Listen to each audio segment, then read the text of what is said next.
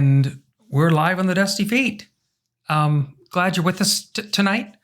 We're going to have some fun. There's a clue, which you won't understand yet till you get there, but there's the first clue is down in the corner as to who's here. But we'll enjoy that when the time comes. Let's go over the usual stuff, right? If you find these engaging, please subscribe, because that helps other people, because it makes it more viewer, right? So that people can see it more, and that would be helpful. That's up to you, of course, if you find them engaging. And number two, if you want to be reminded, just click the bell notification. That usually helps. Okay, so I want to start a new, I guess you call it a series, right? We've had joyful noise expressions, branches on the vine, different things we want to go with. We're still going to use like some Bible Project things and some stuff to go along with it. But we're going to go with, we're going to start a new series called Follow the Red String. Okay. And I think I mentioned this before, that picture Sherlock Holmes. Okay. And the wall in the back has got, I should probably change this, right? The wall in the back has got Moriarty in the middle, and then all these different pictures and newspaper clippings and articles from some places and yada, yada. And all of those things all can interconnect and point back to Moriarty, right? And Watson will look at it and say, I don't see the connection. And he goes, of course you don't. And his mind does, and he gets this. And then he eventually, Watson gets it when Sherlock tells him, okay? And they learn. In this one with Follow the Red String, since it's a Bible topic and Bible nature, right? We're talking about everything that's going to tie back to God, okay? And we'll even be more specific and go, it's going to tie to Jesus, back to front to back, because that's God's now king set up for us in the future, right? So we have some, so this will be fun to see how all of this connects and what the other connections are, including, and I think a lot of them are going to take us back to the garden. So we'll see. It'll be interesting. So let's start a new series with our special guest, and you'll see him in a minute on Follow the Red String.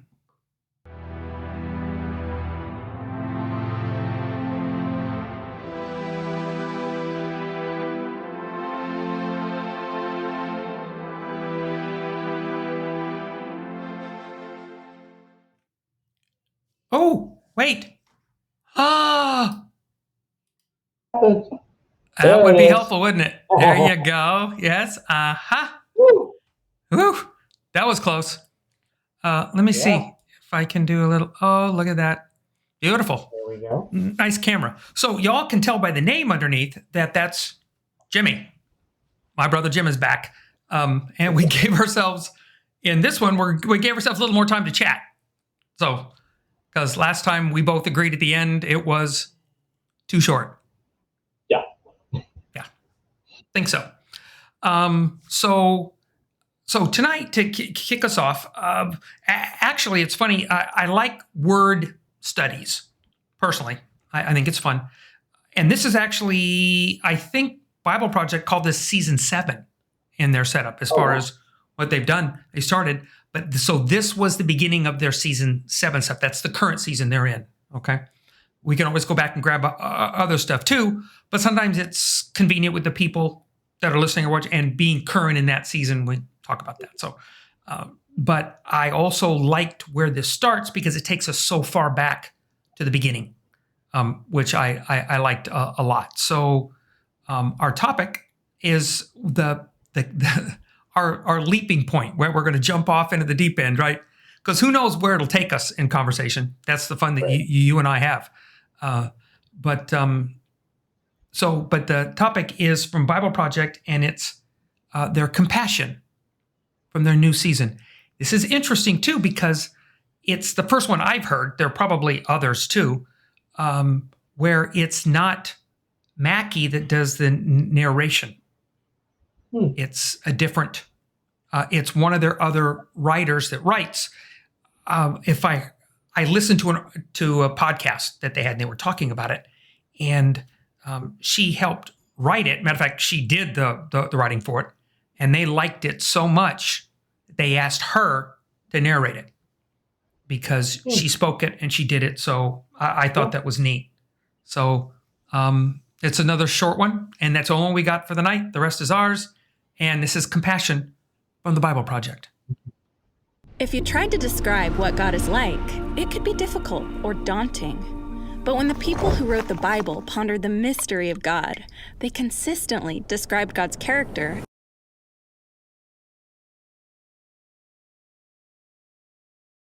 this way: compassionate and gracious, slow to anger, overflowing with loyal love and faithfulness.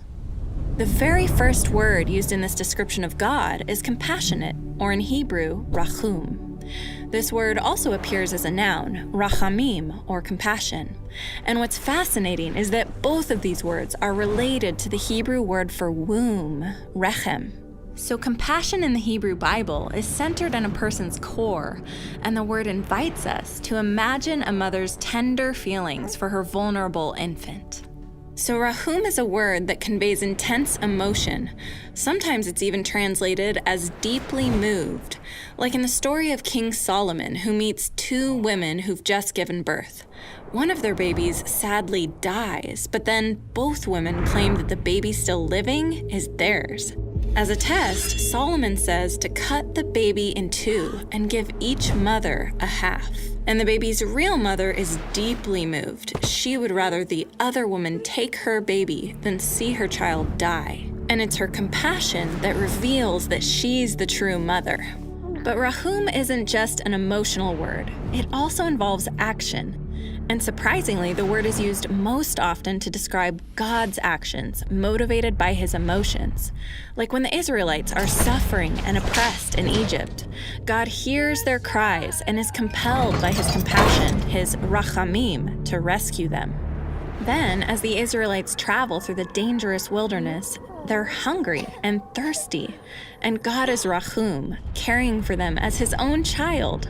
He provides everything they need: food, water, and clothing, as he personally guides them. So it's no surprise that when Yahweh reveals his character to the Israelites in the wilderness, he begins by saying he's compassionate. But despite Yahweh's continual rachamim, the Israelites turn away from him time and again. They reject Yahweh's compassion and instead give their allegiance to other gods. And rather than showing compassion to each other, they do violence. And their rebellion results in exile, and they're scattered among the nations. And it's in this dark moment in Israel's story that we come to the book of Isaiah, where Yahweh compares himself to a mother full of rachamim toward her baby. He says, "Can a mother forget her nursing child, or have no compassion or rachamim on the child of her womb? Even if she forgets, I will not forget you." God is full of motherly compassion, and he will rescue his people. And as you read further in Isaiah, you realize that God is going to do this by entering into the suffering of humanity. And this points forward to a time when Jesus comes on the scene. He is Yahweh's deep compassion become human. In Greek, the word compassion is oiktirmos. And as Jesus embraces the sick and cares for the outcast, he is deeply moved by human suffering. Jesus compares himself to a mother hen using her wings to shield her chicks from danger as he gathers people into his embrace. And in the ultimate expression of oiktirmos, Jesus is moved by compassion to enter into humanity's suffering, into death itself, to rescue and bring us near to God. And it's this same life of compassion that Jesus calls his followers to imitate, allowing ourselves to be moved by the pain of others, to embrace the hurting, and to participate in relieving suffering in the world. In this way, we too can embody the compassion of Yahweh, or in Jesus' words, be compassionate, just as your Father is compassionate. Now you can see how fitting it is that compassionate is the first word God uses to describe himself. So when we're in pain or see others suffering, we can be certain that God is deeply moved to respond and that He's there to meet us with His deep compassion.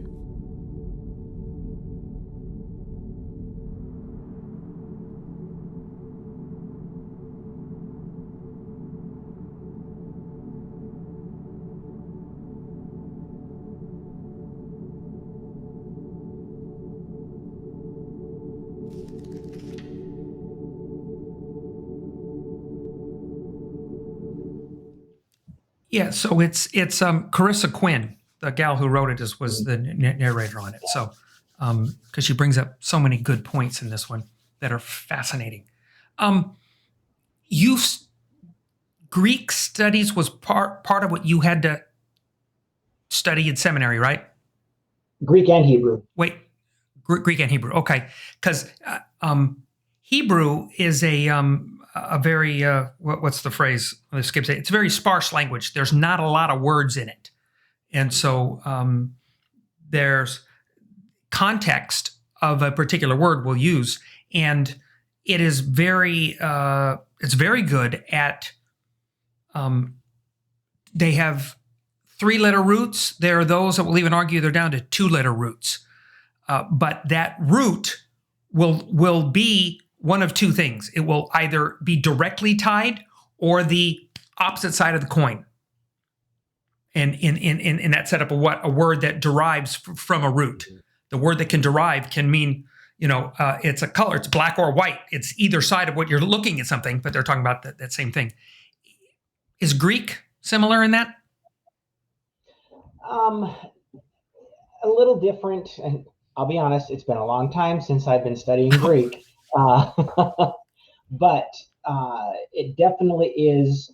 It has to do with context, with right. what's around it written, how it's interpreted. That's why it is very difficult to interpret any language, without right. understanding both the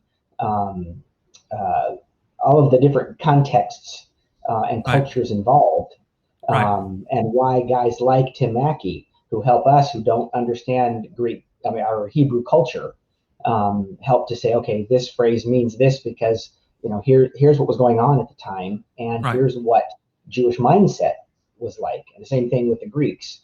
Here's what their mindset was, and it helps us in that regard. And why I think God didn't design Christianity to be based on a linguistic thing.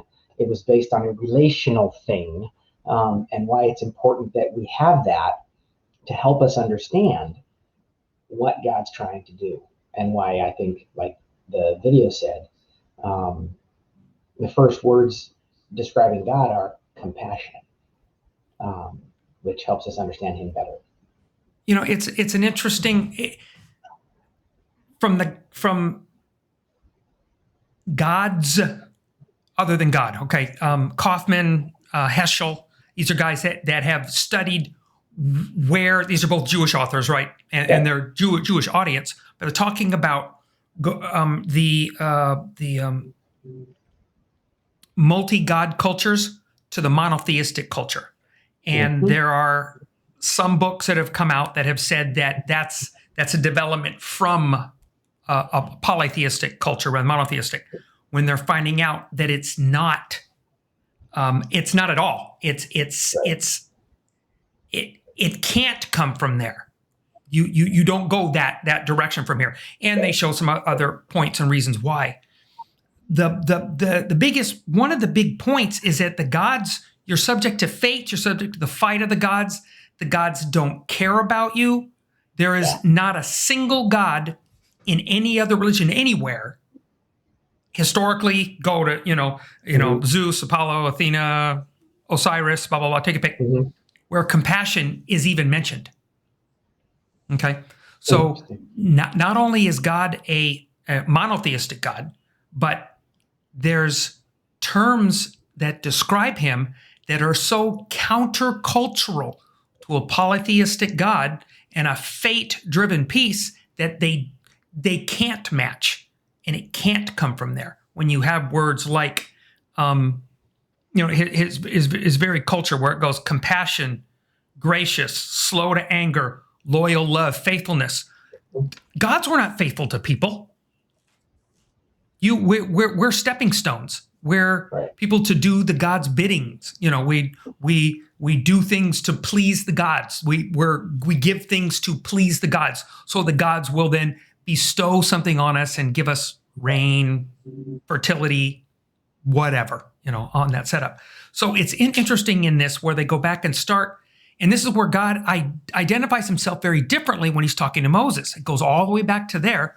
This is the major split that Moses has, and it starts with compassion, and that's not the place you'd think it would start.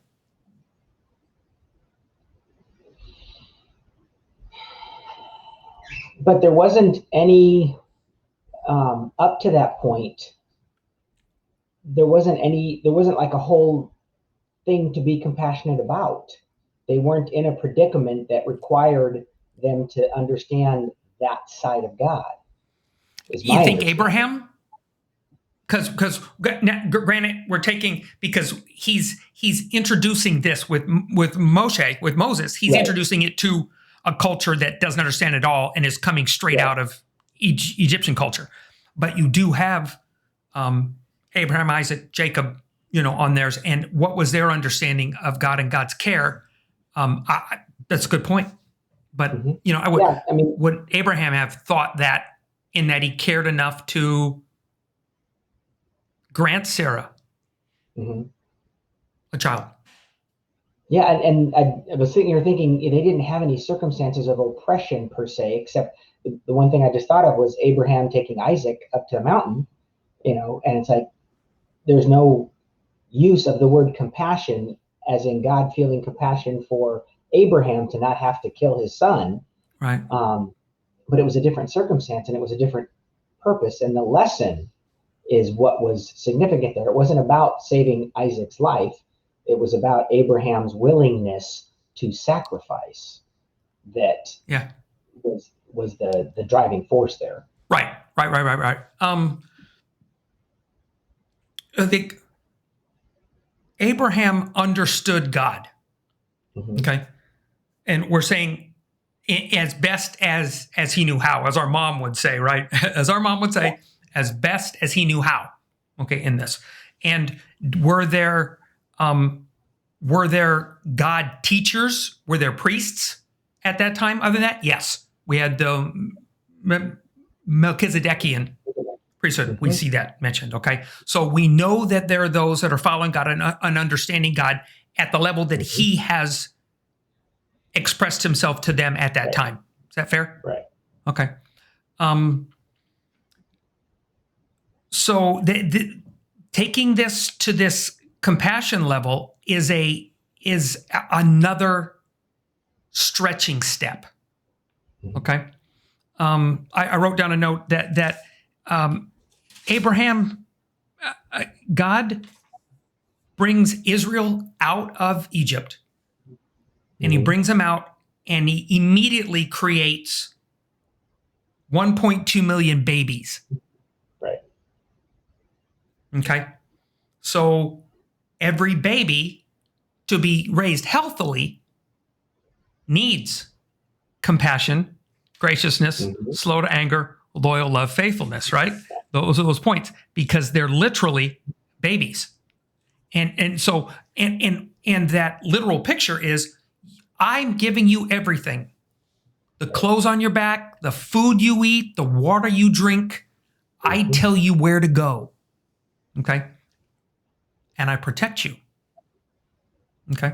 When you misbehave, we have a talk. Yeah.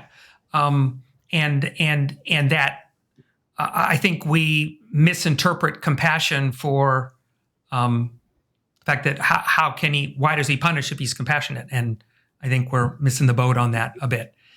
But he takes them from there to teenagers, to when they go into the land, they're adults, because he says, I'm not going to be what I've been before. You're going to go and you're going to do this, and the land is yours. I prepped all this stuff. Now I expect you to act this way. You're an adult. We've raised our kids, both of us, and Mm-hmm. we send them out to be productive members of society, right? And that's what they're doing, the productive members of their community. Here's your constitution. I gave it to you. Here's what I expect from your leadership. Here's what I expect from your people. But in that, all of that is framed in what God says they all fit within his character. Nothing that is described in that goes counter to the character. You'll never see a counter to his character. You might see him change, like he says, I was angry and I did this and da da da da. But it never goes counter to character. What I was thinking about it earlier today as you'd sent me the topic and I was mulling it over. When we see God's character expressed, it's not like he just walks around and we see this aura of all the aspects of who he is, and you see his love and his justice, his mercy, his compassion, his righteousness, all that. We only see it in the context of a situation where it needs to be brought out. Manifest, yeah. Exactly. Yeah. And it was interesting thinking through, in particularly with the video, the places where they used the word compassion. Each of those situations, and tell me what you think. We typically attribute compassion from a motherly perspective, and they said it there. A mom, with Solomon, the Jesus, the mother hen, right. That's watching over right. the children, kind of thing, right. As his care for us. And it's in those situations where there was a sense of helplessness that required, God to say, here's what you need to understand about me. I'm this kind of God. And for as many times as we attribute to God a masculine title, he's God the Father, God the Son, God the Holy Spirit, who doesn't have gender identity. We forget that we were created in the image of God, man and woman. So there is a feminine side of God that is a fuller expression of who he is. It's just interesting to think about that with regard to what that compassion looks like. Well, and it's you bring up a very good point, and it's I've heard it discussed with Jewish sages and Bible sages. Okay, meaning what I'm talking about, the that God is whole. Okay, and so we are in the image of. We're supposed to reflect our Creator. Mm-hmm. Okay, so we have in us his character because he created that. It's us to choose to act in that character or not. He will always, and his promise, that's the loyal and faithfulness, I will always act within my character. Always. Okay? And trust me, if we don't believe that, we have a lot to worry about. Okay? But when we have Adam and Hava, Adam and Eve, okay, so we have them. It's almost like God has said, the two of you need to be echad, so I can teach you what that means. Okay, you need to be one. If you two are operating together the way you're supposed to, it's going to work. Right. Okay, and you bring different things to the table. Right. And they're together. It's not this, it's right. together. Okay. Right. And we have this this challenge of, we get people that are going, well, you're supposed to know, and I'm the boss, I make the calls and she helps, yada yada. Skip Moen has a great book called Guardian Angel, and he talks about the Azer Kenegdo, the role that the woman is in this capacity, and his wife named it. What did Skip? Skip had a different title for it, and his wife changed the title. Roseanne changed the title. Yeah, she's said no. We're just call it Guardian Angel, and it's a worthwhile read. I think because it really does give you a view into where this thought of where God and women, that role fits in this, and he goes into examples of where there was that disconnect when you read the words, the Hebrew words that go with what Eve declared when she had her children. Mm-hmm. Those aren't friendly words. Those are somewhat angry words. She's not happy with Adam. She's not happy with God. There's sage study that says those two were angry with God. And it wasn't until Seth where Eve actually reconciles a bit with that. Until that point, can you blame them?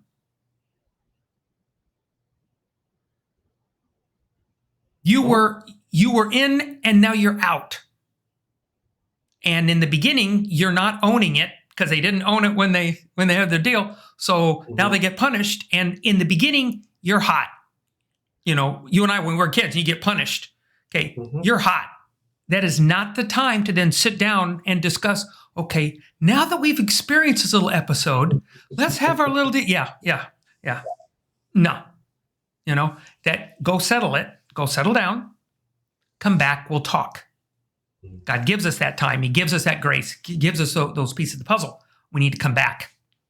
Our repentance, teshuvah, we come back, and how we manage that is different. But it is that where we're talking about a womb scenario. I created this in the woman, and it's something that I need to use to express the intimate innards connection that he has with us and the way he expects us to be. It is interesting that he uses like a hen. He talks about, and that's or a bird that lays eggs. It's an interesting thought. We have there's some parts in Torah where they talk about that if you take the eggs from a mother, you don't cook the eggs in front of the mom. Right. Take them away. Doesn't say don't cook them. Right. It says don't do them in front. Don't mix life and death. Don't put those. Don't give her that trauma. And God has that interesting part with him too. It's fascinating when we see this, and compassion is a challenging phrase, to say the least, especially with what we've seen in history, right? And who's the compassion towards? That's also and that's one of the things I was thinking about was, even in those two illustrations, it was a mother to her children, and God using that example, and you see him and his compassion toward the Israelites, and you see Jesus's compassion to his children in terms of followers, believers, and that's the care that was being expressed or what was being described, and for people, where does the compassion of God stop? Why isn't he compassionate for everybody? And the circumstances around the world of the suffering and starvation and that you could make an argument for God only likes the people who like him, kind of thing. And then now all of a sudden it feels different. That's a very good point, and it draws the thought of, okay, so in this point, all of this going back to the garden, we're going before Moses, right? Going back where he first exhibits compassion. We get that story in the story. And so, because Moses is like compressing the story, and we seem to forget that this is not a copy of a book that he handed out to everybody to go back at home and sit and unroll your scroll and read it. Right. He spoke this to them. So he's telling them a story. And you and I have both been around people that are storytellers. Yeah. And they're gifted in that role to tell a story. And they shared that story. And he's literally, I think Moses was a brilliant storyteller. I think that stumbling block that he said he had is interesting. Maybe that was in how I wanted to, like, not all storytellers are spokespeople. Good point. Okay. So he didn't, and at that point, he's being a spokesman for God. And I don't know whether he thought he could do that or not. He said, but the role you're going to have is you're going to remember this because you got to tell this story much later down the road on top of everything that's going on, because he doesn't get the download of everything that goes on until after he's in the mountain. Mm-hmm. And then it gets wrapped up in context. Until that point, it's not in context. Right. It's not. And it's a challenge with this for that. Mm-hmm. The compassion of God granted us, the greatest gift he's given us is our freedom to choose him. Mm-hmm. Because in the creation, he said, okay, with this, I'm creating free will beings that I want desperately to have a relationship with. But a relationship is just that to us. Both sides have to be committed to the relationship. Mm-hmm. Okay. So what do you do if you say, well, where does God's compassion go? You're to start walking this dog down the path a little bit. Your compassion is extended to those you're in relationship with. Right.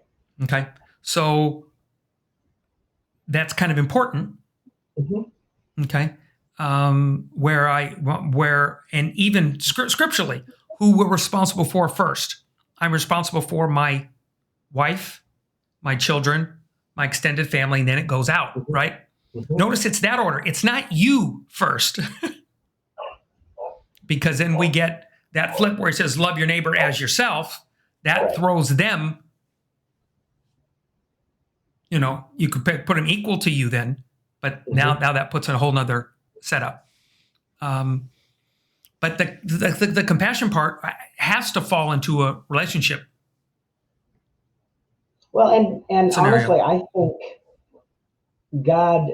think Scripture tells us that God is compassionate toward us, and we see that in the expression of how he treated the Israelites. We see that in his gift of Christ, who, in dying on the cross, Ultimate. took away the penalty that I deserved, and he had compassion for me to experience that relationship with him, knowing that I was going to suffer and have been suffering.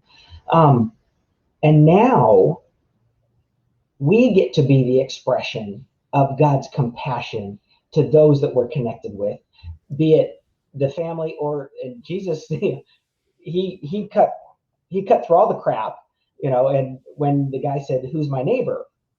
and you talk about people that you're in relationship with. My neighbor, who should be someone that I should be in relationship with, is anybody who I come across that has a need. Then I get to be the compassion of God and the expression of God to that person. And it makes, now the church has a responsibility to show God's compassion. Well, and the body has always, that's interesting, because if you take, it's interesting. Notice that, for instance, in Torah, the commandments and stuff, it doesn't say love your enemies. Okay.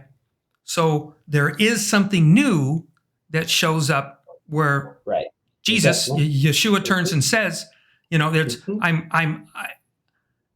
Mackie puts the phrase, I love the way he articulated this. He takes it more seriously than we do. And I like that better, because there are people who say, well, Jesus raised the bar. And I'm going, He's not making it harder. He's not making it, it's not raising anything. It's a level of involvement. It's a level of seriousness of what he's after. The interesting point to his death is his creation and his allowing you to breathe, right, is entirely one-sided. Go on. Okay.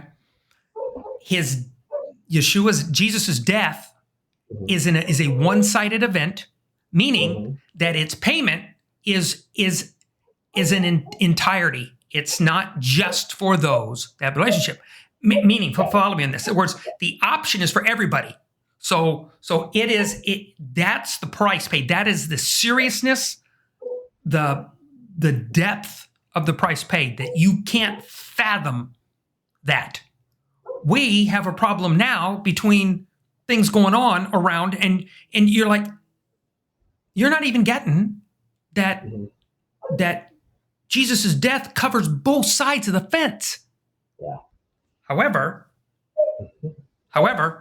to be a recipient of that, there is a cost. The cost is commitment. The cost, you can't pay it because you don't have anything to pay it. But what you have is your life to give. Right. And that's, it's to say, Jesus' gift is free. And I go, well, it is, but not without commitment. It's not a Willy Wonka and the Chocolate Factory. It didn't open up your candy bar and you got this golden ticket and you go, woohoo! I have my golden ticket. I'm good. And I'm good because I got my golden ticket. I'll put that in my back pocket, do what I want to do, like they did in there. They acted that what they wanted to act, didn't respect the community, didn't respect the creator, right? And suffered consequences. And in this, we have to respect creation and the creator. And like you said, his expression of those terms, compassion, gracious, slow to anger, loyal love, and faithfulness, are all only expressed within our community and to those we affect, right? And then he says, well, because that's when they asked him, they said, well, we know who our brothers are, right? And he's going and he's going, no, you're missing the point. I said, widows, orphans, and needy, you've stepped over them. They're a fringe element that you pushed off to the side.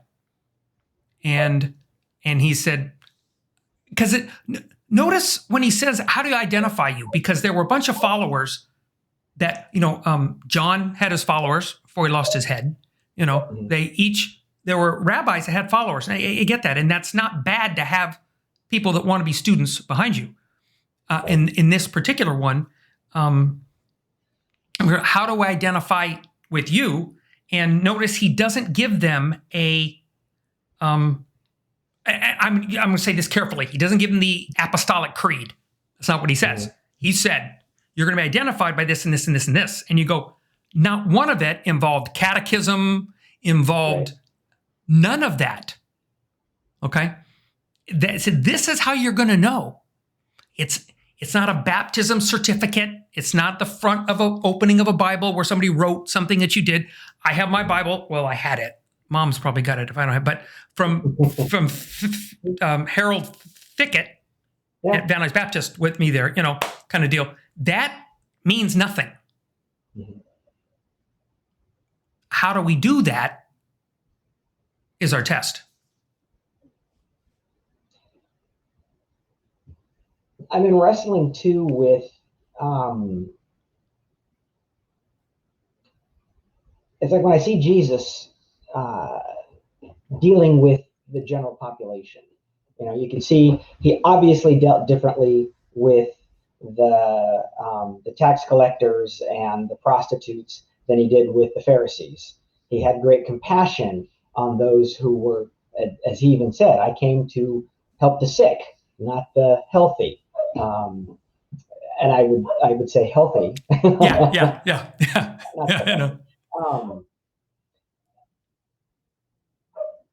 it's almost like his compassion was almost an entry point for connecting with people. It's like he spoke at times, and he spoke truth, and there were times when he just went in and started healing, and he didn't have to heal, and there was no condition for healing. It wasn't Right. like you have to, sit and listen to the Bible study in order to get it. The whole Yeah. Rice Christian term that we've Yeah. heard before. Yes. That there's somehow you have to jump through a few hoops in order to get this gift of healing for you. He just Right. went out and did it, Right. and used that as a forum to be able to then speak his heart. And for us, I think the same thing, especially in light of everything that's going on. I was literally at a supermarket today, just a little bit while ago, and one of our neighbors was right in front of me. I didn't even know it, because you never see anybody now here, but got a mask on. And she said, "Hey, neighbor," and I said, "Hey," and then I recognized her. She's a bus driver for the school district, and if the school's not meeting, she hasn't been working. And it was obvious when you were talking. I had a lot of groceries I was buying, and she had very little. And in just this very friendly conversation, I picked up the fact that she doesn't have a lot of money right now. She's on unemployment. And I thought, oh, now all of a sudden I'm aware that there's a need, and I have an opportunity and an ability to meet a need. Could this be an opportunity for me to go and show compassion in this situation without expecting anything? Not saying, here's a meal, and oh, by the way, here's a 4 spiritual laws for you, but just to show God's compassion to somebody, just because they need it. And that's a huge part of what Jesus had his challenges with this. And understand, with the leadership of the day, it was a hypocrisy that irritated him. It wasn't even the fact of, like, if you were after preachers today or something, he says, it's not the words they're saying, it's the hypocrisy that goes with it. That they're and in that hypocrisy, it's not compassion. How dare you heal on Shabbat? Yeah. Excuse me? Kind of thing. And that's a good point. Ryan brought up the same thing that you mentioned earlier. Is human brain, in my human brain, the compassion part is confusing. Many people go through awful situations for years, often wonder where God is compassions at times. It's, and you gotta kind of, think about that, but I agree with you. The global part is human choice. Yeah. Okay. And I give that to God. It has to be. And he gets that. But we're so far downstream. The water is so muddy. We wouldn't know what clear was if it hit us in the face. Okay. That's not a chance. But our role to do it individually, because did Jesus have the power to heal the entire nation of Israel and say, look, I have the power to poof, everybody in the nation is healed? But he doesn't, and he heals those. And it's interesting that the unique and creative one-off times there's no cookie cutter for his healing either. Right. And you have healing based on their faith. You have healing based on no faith. You have healings based on a friend's faith. You have healings based on an understanding that's beyond what we meaning we're taught, and even scripturally that talismans, things are not powerful in this deal. And yet you have the old woman that reaches out and grabs his tzitzit. That's what he grabs, that tassel tzitzit. She grabs his tzitzit, And that's because she believes. Now, it's not the tzitzit. That means nothing. That's a part on a deal. It has its meaning, but I'm saying that that's not the healing element, is that her faith is that he knows. And it's interesting because we think at times that there's no cost, right? Again, we get this like it's no cost. And what's he say? He feels something leave him. There's a cost. And it leaves him, and then he realizes it's tied to somebody that had the faith that God the Father said, there it goes. You're my conduit. Jesus on the planet at the time is his conduit at the time, right? He did, for a period of time, bestowed that upon his followers. And it wasn't somewhere we have this mind that it was just the 12 who walked around and did it. It's a group of 70 that he sent out and did his little deal. So, and they're wandering around and doing their deal, but that didn't stick. In other words, then they didn't have that after. It was for even a time, such a time, right? And in that cost is each thing is so different and so personal. Yeah. So personal. It's not a cookie cutter, and you wonder, so how do you take, this is for another discussion somewhere else, is how do you take the person that wasn't healed? That's a whole nother discussion. That is a whole other discussion. Yeah. So let's not go there because let's stay on compassionately. To come in and sit down with us on that one and ask that question of her. And Johnny would be, and the answer is, okay, so for such a time as, and look at what JAF has done. That is beyond, her life expectancy is beyond. And we get so finite focused on our circumstances, situation, and think this is all there is or whatever. You were talking, and I wasn't going to talk about this, but I have to because you mentioned hypocrisy and my frustration and let me back up a little bit. I don't believe that God, his ultimate goal is for humanity to understand his compassion. Okay. I believe God's ultimate goal is that we experience his love. That is what his ultimate goal is, that we would understand, to know and be known in this love relationship with him. Compassion means to get us to that place. I'll bite. So, if God's compassion on the Israelites, how many times he and that little video said it, he showed compassion in Egypt, pulls them out, defines them as a people, and they keep running away. And he keeps going after them because he's compassionate about his children and he cares about their circumstances. Yeah. We're in this situation right now, globally, where this pandemic is causing severe sickness and death around the world. And I'll use right now, I think it's across the nation, but in California, they have said that nobody can meet as a group. It's against the law to meet as a group, except two exceptions. And what are those two exceptions? Protesters are allowed to still protest in groups. And churches are still allowed to meet. And my thought, and a friend of mine shared a church in our area, several thousand people that gather every Sunday morning in a building without masks because it's their right to do this. And my heart today was struggling with, where's the compassion for those who are being affected by those actions?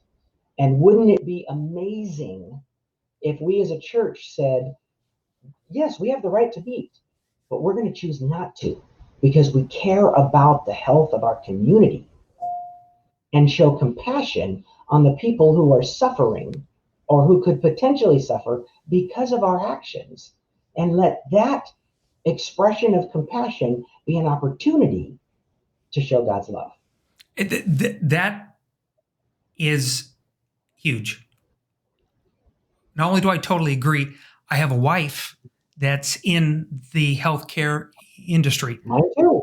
Yours too. Okay. Our wives, we happen to have an interesting perspective on this because we're intimately connected with this.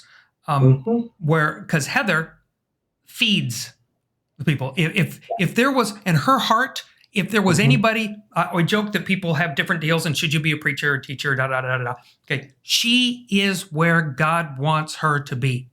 And Absolutely. her character, everything about Heather Wern, everything about her leaks out at work. And she encourages those underneath her to flourish, to work within what they can do. They bring their elements to the table. And the compassion she has for the people she works with and the patients. Because there was a point where they were arguing about, they were changing a protocol inside the hospital. And she was like, but how does this affect my people? So she goes to have that discussion to where, how does that affect my people? Because it's important stuff, because we take it seriously. You're right. They're and this is an interesting point.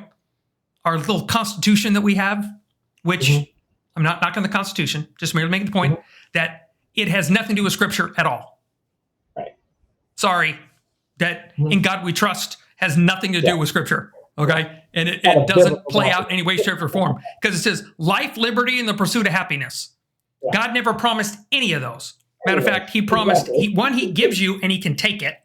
You're a bondservant to Him, and happiness is an interesting concept, right? Yeah. So we have this. Can we stretch ourselves to go and say, that's it? Can I step back and say, yeah, and for me, put on a mask, wear a mask. I have yet to pass out, fall over, anything. It's not the deal. Do I feel myself breathing every once in a while? Yeah, it's true, but hasn't been the issue. And I know that in a hospital scenario or in where I'm around people that are more susceptible to, like I said, like flu. Again, flu is fine for somebody. Well, you and I are getting old, but I'm thinking flu for us, in theory, should be okay, right? But when it gets to like our folks, right, that's not necessarily good. Older worse is worse, right? Or infants, not. So, how much do I love you and respect you to be able to step back? We're so quick on that scriptural point of, don't be a stumbling block to your brother. Okay. And so we do things like, if you feel it's okay to drink and your buddy's an alcoholic, then just don't drink in front of him. That's the way. And I go, okay. That's to me, that's elementary. Okay. That's elementary. Yes. Let's go. Let's get to, O levels. If you're British, right? You're going to, but let's get to college. Let's get to the point where let's see, how serious are you about that? Like Jesus did. How serious are you to this that you can, and Paul talks about it, Peter talks about it. There's that constant point of deferring to your brother, and what does that look like? And can I do that? I'm not in the land. I'm not in the scenario where I have where Torah can drive the land. Right. Okay. The parts that I do I wear tzitzit? Yes. Do I observe the feasts? Yes. Do I eat clean? Yes. Okay. Those are easy. Okay. And then we skip the parts that we don't want to talk about, like don't have sex with animals, don't don't marry your second, so, and I get those, again, parts of the same deal that are part of the deal. So that's not the part, but we're not in the land where we have the judges and the deal. We don't have that. We're in Babylon, right? So So what does he say? Pay Caesar what's Caesar's. Don't fight. He does. We want to have that deal. And he didn't. He turned a zealot. He brought Simon the Zealot in just to say, look what this side is. And who do you think he talked to after Jesus left? Who do you think was his constituency after Jesus left? The zealots he knew. Yeah, that's who you're going to know. That's who you're going to go back and talk to. Who do you think Zacchaeus told his story to when he left? He's not running in the synagogue telling the story. He's telling it to his group. And they watched him change his life. He said, because it's interesting, he doesn't tell him, don't be a tax collector. No, he didn't. He doesn't. He says, do it within the right framework. Fair wages, fair scales, right? So give back what you've overpaid and then give to the needy. This is the point. Not only who you've wronged, but who you haven't righted, right? It goes both ways with him in that capacity. The Roman soldier that comes to him, get his daughter healed. He doesn't say, quit being a Roman soldier. He didn't tell him once to go, okay, now I expect to see you in synagogue. His faith was already there. And again, to be careful not to step on toes, those who were slaves, he didn't say, now you're free, you don't have to be a slave anymore. That's right. Now to be fair, from the Hebrew perspective, those that had slaves, they did have an own. But here's the interesting part about even God's twist on Torah with that, right? If you had a slave and he was a Hebrew brother, every 7 years you had to let them go. Jubilee year, property went back, all that stuff, and still, I still believe that should be in that capacity, in those properties and yada yada and that kind of stuff. But he said, but if they're not, then they're not even part of that, which is weird. And it's an interesting discussion that goes with that, and it does. But you're right. It doesn't free them to say, go ahead and go. Right. So much so that you're right. He didn't say that. And who had to deal with that later? Paul. Yeah. Remember that? He goes back and he has to go back and have that talk and go deal with this. Look, you need to go back to the community and sort that out. And then figure out that free slave thing, because don't forget the community was different. That's right. That's in. That's an unfair labor, blah blah blah blah, that kind of stuff that goes with it. So that's a very good point. But I agree with you wholeheartedly. He didn't say all of a sudden that you're not. Right, and that's not me saying that there's a legitimacy to slavery. What I'm saying is God doesn't change our circumstances necessarily because of salvation or our desire to follow him. Right. And he might want to even use those circumstances, like you said with Zacchaeus, in the context that you're in, you have an opportunity to reach people that the apostles, wouldn't have an audience to. That's it. That's one of those key points that we need to understand in this, is that where does that stretch us and take us and get us in that context? And you watch what Jesus did, and he constantly did that. And he'd stretch and he'd go, and then he'd say, go. And the sin no more step is stop doing what you're doing. Right. He's not telling everybody else, don't sin. We get that. Right. He's going, the practice that got you here, what you were doing that got you to this point, that free will point you want to do, stop it. Stop it. And in some points, then he said, okay, and then you need to go show the priest that you're clean. Because in this community, we still have that, at that time, they still had that particular instruction, said, go make sure they know that you're safe to go in the community. The priests were actually taught how to go look at a leper to make sure that they don't have leprosy. They're not hiding it. They have that deal. That's that's part and parcel. That's safe for the community, right? Right. That's it. And then once you know you're safe for the community, go back in. And he did that. so many ways. So many ways. Well, I think I just realized, I saw what time it is. Yeah. We've already blown through an hour, and we're not even done. Guess we need to do this regularly, don't we? Yes. I think for me, in just even thinking about the whole topic of compassion, and it does come back to the illustration I gave earlier, which was when the guy asked Jesus, who's my neighbor? Is for me compassion. There's so many needs out there. There's so many people who are hurting or suffering, who could use just a huge dose of compassion. I get flabbergasted because I just don't know who. Where do I start? What do I do? God showed me today in the line at the store. I have one person that I can go do that with. There you go. And he doesn't expect me to fix every situation. He doesn't expect me to go everywhere. But when I am aware of it, when I come across that person and I have an opportunity, then I get to be God's compassion. And that we're God's arms, legs, and we are. We're people want to feel a hug. Go hug someone. Yeah. I have it's backwards because I have mine mirrored, but there it says, go hug someone today. Okay? Go hug someone. That you're the arms that they wrap around and feel. Yeah. You're that setup. A couple of times in my life, I've driven along and I see somebody changing a tire, and I go, stop, fix the tire. Each time I've got to work late, and every time work survived.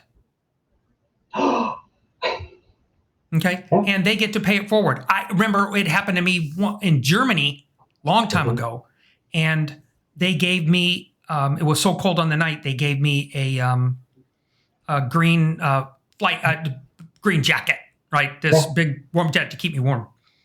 And I ended up with it because we dropped off the car. We dropped it off somewhere, and they left it with me. So down the road, I got in a similar situation, did it, and I got to pass that, pay it forward. I got to do that. Those little bitty connections. Who knows where that jacket went? Who knows? Yeah. Those are little parts in life. That's how people get to experience compassion when we get to do those kind of things. I agree with you wholeheartedly. So that's it. So yes, we need to do this more often. So he and I will figure out our regularity of this. And we'll enjoy our red string discussions, because notice where these red strings, they bounce around. There's so many things, and all of them take us back to examples that Jesus did. And it goes back to the Father, and it even goes back to the garden, right? So these strings draw us to these places. They're always going to get us back to those kind of setups. So it's going to take us from Jesus, Sinai, and the garden are our major milestones, right? And then how we go from there. So thank you for being on. And thanks for having me on. We're having a blast. Thank you for listening. Those, again, I'll say it, if you found this beneficial, subscribe. Wait, let me see if I hit that button. Oh, check that. Oh, it killed Jimmy.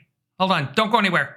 That it's subscribe. If this was helpful and engaging, subscribe. Okay. And thank you for being, and come back, see us next week. And I'm not sure what we're doing, but I think we want to continue our series on how to read the Bible so we can wrap up. There's 4 more parts left. And then the last one's going to be apocalyptic literature, which will be a good discussion. It takes us on this. So we'll get there from that. So good night, everybody. Thanks for visiting with us on the Dusty Feet. Thanks, y'all.